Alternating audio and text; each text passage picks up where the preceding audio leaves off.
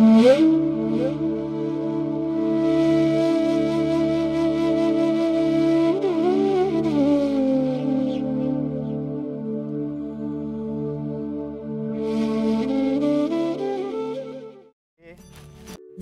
ఒక 16 కిలోమీటర్స్ బయట Naganna step well దగ్గర ఉన్నాం.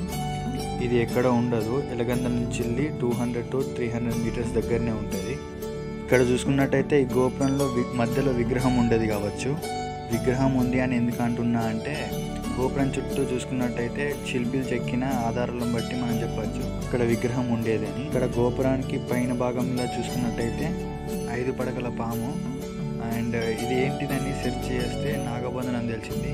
అండ్ ఇలాంటి సింబల్ని మనం పద్మనాభ స్వామి టెంపుల్లో కూడా చూసుకుంటాం.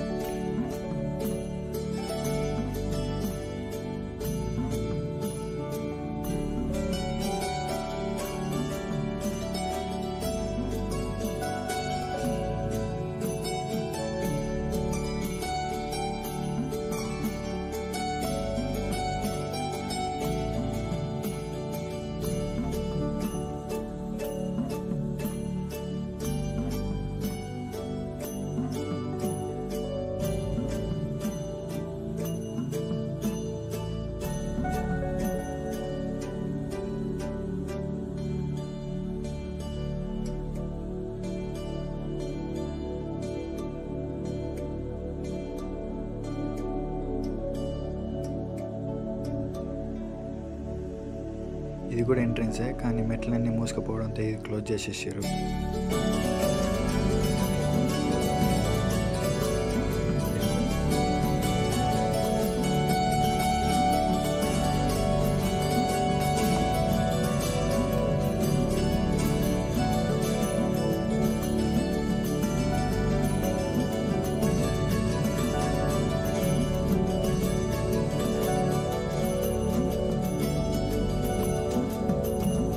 సో ఇక్కడ చూసుకున్నట్టయితే ఇది గర్భగుడిలా ఉంది.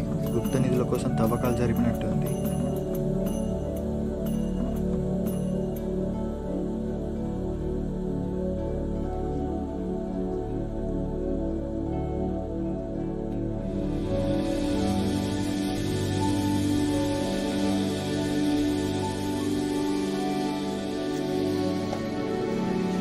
ఇక్కడ చూసుకున్నట్టయితే ఇది తవ్విరా లేకంటే కూలిందా అర్థమవుతలేదు. దానికైతే గవర్నమెంట్ హ్యాండ్ ఓవర్ చేసుకున్నా వారికి సహకరించేలా కనబడట్లేదు. ఈ రూమ్లో కూడా చూసుకున్నట్టయితే ఇక్కడ కూడా తవ్వేసారు గుప్త నిధుల కోసం.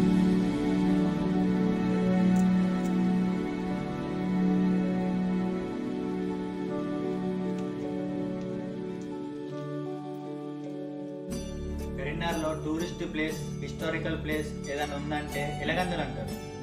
కానీ ఎలగందల పక్కలో ఉన్న నాగన్న స్టెప్ ఇంతవరకు ఎవరికి తెలియదు. కరీంనగర్ ఉండే వారికి కూడా సగం తెలియదు. సో మీరు ఎలగందలకి వచ్చినప్పుడు ఇటు రైట్ సైడ్ వెళ్తే ఎలగందలు వస్తుంది. అది ఒక 200 మీటర్స్ వచ్చేసి చిన్న దారి ఉంటుంది. మన ఇప్పుడు 4 పిల్లలు చూసినాం కదా, దాన్ని దారి కనబడుతుంది. డైరెక్ట్ రోడ్ నుంచి కనబడుతుంది. లోపలికి వస్తే ఇక్కడ నాగన్న స్టెప్ వేల్ ఉంటుంది. ఇది కూడా చూడడానికి బాగుంది, చాలా బాగుంది. నాగన్న స్టెప్ వేల్ అనేది 18వ శతాబ్దంలో కాకతీయులు పరిపాలించిన సమయంలో ఇది నిర్మించబడింది. ఈ బావి ఎక్సరి నాగన్నచే నిర్మించబడిందని చెప్తుంటారు. 3 లెవెల్స్లో ఉంటుందంట. అండ్ ఈచ్ లెవెల్ వచ్చేసి 20 ఫీట్స్ ఉంటుంది అని. అండ్ ఈ వాటర్ వచ్చేసి మన వ్యవసాయానికి వాడుతున్నారు ఇప్పుడైతే.